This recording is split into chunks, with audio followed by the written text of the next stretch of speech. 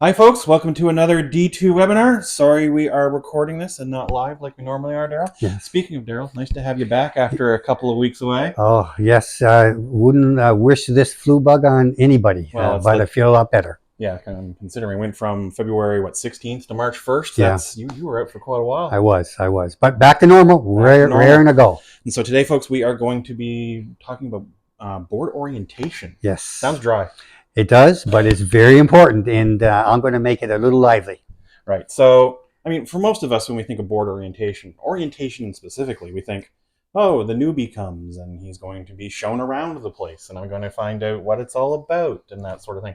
But it's not just that, from my understanding. No, it's a lot more in depth than that, Jeremy, and it's areas that the board of director needs to know to be able to hit the road running. Right. So, who's board orientation for? It's actually, board orientation is for every new board director, but it's also for existing board directors.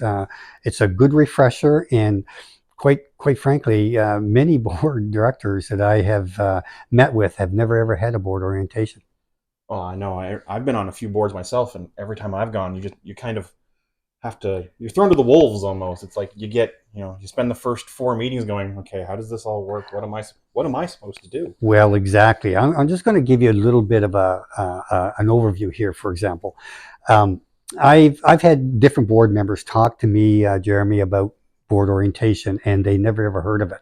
And it's like the old saying, and I hate to use this saying, but I will: you don't know what you don't know. If you've never had a board orientation, you probably don't even know about it. And so just reflect on a moment when you started as a board, on a board, and you're excited, you're anxious, you're waiting for your first board meeting, and you show up to the meeting, and sometimes you get introduced, sometimes you don't get introduced.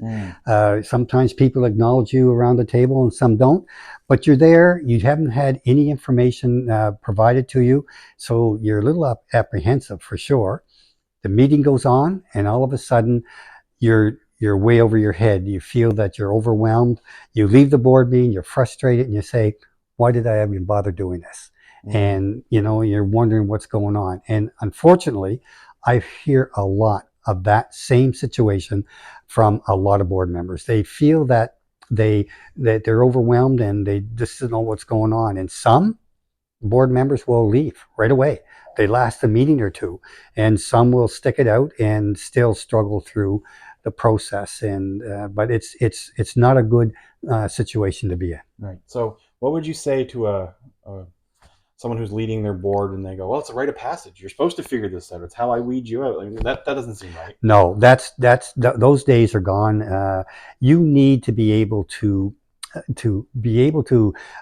operate effectively from day one as a board member, or as effectively as possible. And the only way to do that is to understand the organization and, more importantly, understand your responsibilities for that board, so that the board is more cohesive. And if the board's more cohesive, it's going to be more successful, and you're going to eliminate any potential problems down the road. Okay. So, as someone who's been in these, what should I expect as a new board member? As a new board member, you need to be expecting to have an orientation session. Actually, somebody that's going to, or a group of people that are going to sit down with you and go over some specific items that you need to know. And these are very basic items around board governance, and they should be documented and available at your leisure, and a resource for you on an ongoing basis. They'll talk about things like the mission, the vision, the purpose of the organization. They'll talk about who's on the board, who are the employees, who are the key stakeholders of the organization. All of these things are important for a new board member to understand. And they'll even go in as far as to talk about the key governing policies that the board of directors need to know and to govern to. So they'll talk about those policies. They'll talk about strategic planning, and they'll even talk about what recent projects and activities are ongoing at the board table, so that a new board member knows exactly what to expect and be prepared for when they have their first board meeting.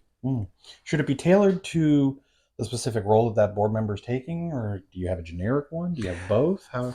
It should be generic. The orientation should be generic for the board member, because you want all the board members to be on the same page, knowing the same things for the organization, and having a what we call a board director's blueprint, which is a manual that's virtual that has all of this information as a resource to the board members, makes it easier for the board member anytime to go to that site and to access that information, in case they are not familiar with, for example, how to even uh, operate at a board meeting. So, for example, Robert's Rules of Order, you would have a copy of that booklet given to the new board member so that they would know exactly what to expect at the new board first board meeting that they would have. And it's always best to have the orientation process well before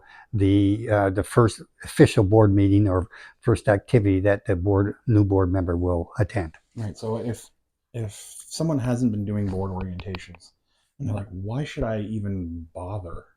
What's what is this harming that I'm not doing this? Well, one of the things is placing you as a board member at risk, and it's placing the board at risk. When board orientation is not happening, I'll tell you what it does for me. It raises a red flag. And you wouldn't believe how many board directors have come to me during my facilitations. I do a lot of facilitation of board training through our company D2. And a lot of these board members don't know about board orientation and wish they had. And it raises the red flag, as I said, that is the governance as stringent as it should be for that organization? Are they doing the due diligence that they need? And more often than not, they aren't, and it could cause some problems down the road and place you in a position that you don't want to be placed in, uh, harming the reputation of you as an individual board director and the board as a whole. So you mentioned that the orientation should include obviously the rules of order, and it should be one of our favorite terms around here, documented. Mhm. If you've been watching for any length of time, you've noticed documentation is king for us. What else should the orientation include? The orientation should have a list of the key governing policies that board of directors must adhere to. And, there's a number of key governing policies that we documented at D2 that should be available to board members. But they're the ones that are very, very important, as I call the foundational piece, would include things like conflict of interest, code of ethical conduct, effective board meetings, privacy, those kinds of policies that give the board the guidance that they need to operate as effectively as possible. So that's exactly what I hoped you would say. So how do we tell when this is working in the board? Well, part of that process is when boards are doing a self-assessment on a periodic basis, and that should be done probably every year. During the self-assessment process, they will know if they're operating successfully.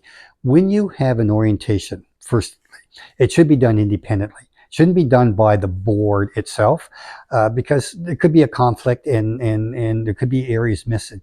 Bring in an expert in that area, and they will provide the guidance for the board around orientation. But you can also get an expert that will provide guidance in doing an assessment of the board and how the board is performing in all these key areas that they should be performing. That will tell you if orientation is working effectively. But orientation is, as well, you must understand, is viewed as probably the first official training program, if you will, or training session that a board director will go through. Because training should be an ongoing, continuous process for all board members as they develop their governance skills over time. And this would be just the first of a continuous process. So if now I know why I should do it, why I shouldn't have not been doing it for the longest time, and we know who should be doing it, how do I even get started? Well, firstly, board orientation is a board responsibility. I'll talk about that for a second. It is a responsibility of the board to put together a governing policy on board orientation. And the governing policy will provide the resource guide for the board directors that this is what board orientation is, this is what it includes, this is who's responsible, this is how it happens, and it is a continuous process as part of the learning journey for all board members. So that governing policy is a board responsibility to put together. And everybody should have a copy of it. Every board member should have a copy of it. And it will guide the board during their orientation program. Now, the authority level is usually given by the board to a committee. The committee is either the executive, or in some best practice organizations, they've created a governance and ethics committee, which I highly recommend. And the governance and ethics committee will be responsible for such things as making sure the orientation program happens on a regular basis, making sure the governing policy is reviewed periodically and updated as required, making sure that the virtual board director's manual or blueprint is updated on a regular basis and available to the board, and those kinds of things, and making sure that every new board member or existing board members has the opportunity to attend these sessions as they occur. Let's say I've implemented the orientation into my workflow for my board. What are some of the telltale signs that maybe I'm not doing it right? Or well, I think the biggest thing is if you're following the governing policy, and if your board member, your new board member, is feeling comfortable with the process, then you're probably doing it okay. Usually a board orientation session will include about a 3-hour afternoon morning session, which anything more than that is a little bit overwhelming to the board member, and they have to their access the virtual blueprint. Then they can review that and follow up with any questions or concerns that they may have. And sometimes I've seen board members or boards attach a mentor right from the board to the new board member, so that they can help them through the first 2 to 3 or 4 months as they're getting more acclimatized with expectations. But they'll always have at their disposal the resource guide. I like the board mentor. That's a Yeah, it is. It's an interesting piece that I've seen in some very well-run boards for the first 3 to 6 months. It gives the new board member that added advantage to feel more and more comfortable with what they're supposed to be doing and what they need to know as part of good governance practices. I have a funny feeling we're going to be having a deep dive on a board mentor here at some point. That's a good one. That we very much so. I know I've met with a lot of board members that find it they find it very difficult, that they've never been involved in a board orientation, and they've asked me, how do you even get to that point? Right. How do you even get my board even want to do that? Well, it's very difficult. If your board is not focused on board orientation, and many boards aren't, they do not see the importance of it, nor do they see the importance of ongoing, periodic, continuous training. That's not an ad hoc once in a while, but it's continuous. They don't see the importance of that in their governing practices. So one of the things I tell these directors to do is first have a dialogue with your board chair. Just simply ask the board chair, why hasn't this happened? And can we put it on the agenda? And try to get that particular discussion item on a board meeting agenda, where you talk about board orientation. Now, there's 2 ways to do that. You can do a little bit of a 1-page introduction on what that looks like, to be sent out in the packages, that this is why board orientation should be done and why it's important, and talk about what that looks like. Or if you do not want to do that, ask the board chair if you can bring in an expert to talk about it. And I've seen that done in some situations where the expert will come in and talk about board orientation and training and governance, and will engage the board in understanding why it is important. And then you can put together a process, because at the end of the day, what you want to happen is you want a governing policy to be developed, you want a board orientation process to be developed, and an ongoing training program, and having a facilitator to do that will help.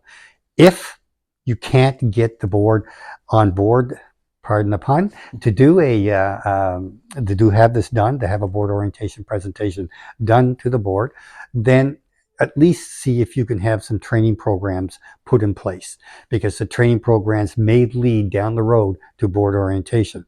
If that doesn't happen, I'm going to be very blunt. If it was me, I would no longer be on that board, because it creates a red flag when you're not going to have training and you're not going to have a board orientation. You want to question why you're on that board, and you don't want to be in a situation that may be harmful to you, to your reputation, and to the board later on. Absolutely. Now, if you're someone who's on a board and you feel like, I'm not sure what I'm doing, I feel like maybe I shouldn't be here, that sort of thing, and you want another simple tip to help maybe bring board orientation into the mix, how about send them a link to this video? Because we will absolutely answer any questions you folks have down below in the comments. Just type them in, and Daryl and I will take a look and get back to you either right there in the comments, or maybe we'll shoot a video about it and send that your way. I think another thing, if you're a leader of a board and you have questions, put them down there, because we may as well use Daryl's experience while we can. I love to hear from you, and it's a passion of mine. And my objective, and our objective at D2 anyways, is to ensure that board members are as comfortable as possible in understanding their good governance responsibilities. Absolutely. So as always, we talk about having everything documented and having a process and all that sort of thing. And if I'm one of these folks on the boards and I'm looking to bring orientation in, where can I go to find any information? Funny you should ask, Jeremy. One of the areas is go to our website at D2 Sup. And Jeremy will give you the full length of our website address. But on D2, we have a number of governing packages, and one of the governing packages that we have is on board orientation, and the board and includes a board orientation guide. It talks about the sample board orientation governing policy and some of the pieces that you would put in your blueprint, your director's manual. It's a very, very good package, and it also has some videos to even help you understand the guidebook a lot more.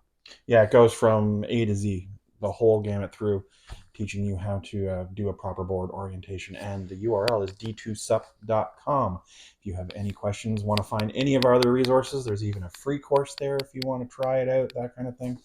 Yeah, thanks, Daryl. That was my pleasure. I really enjoyed this. Yeah, I think we definitely covered the gamut of board orientation today. So before we go, I know that this was supposed to be live, and again, sorry about that, but I know we have another one coming up that hopefully will be live. Yes. In another couple of weeks. What are we? Yeah, we're going to talk about the actual director's blueprint.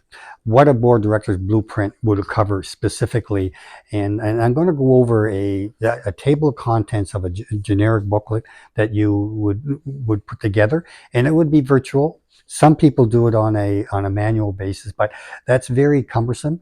Virtually, you only have to make the changes once and updates once, and it's easy access for the board member. But it gives that resource for all board directors to use at any time. Basically, it's the nuts and bolts. Absolutely. Perfect. All right, folks. See you then. Thanks for joining us. Thank you.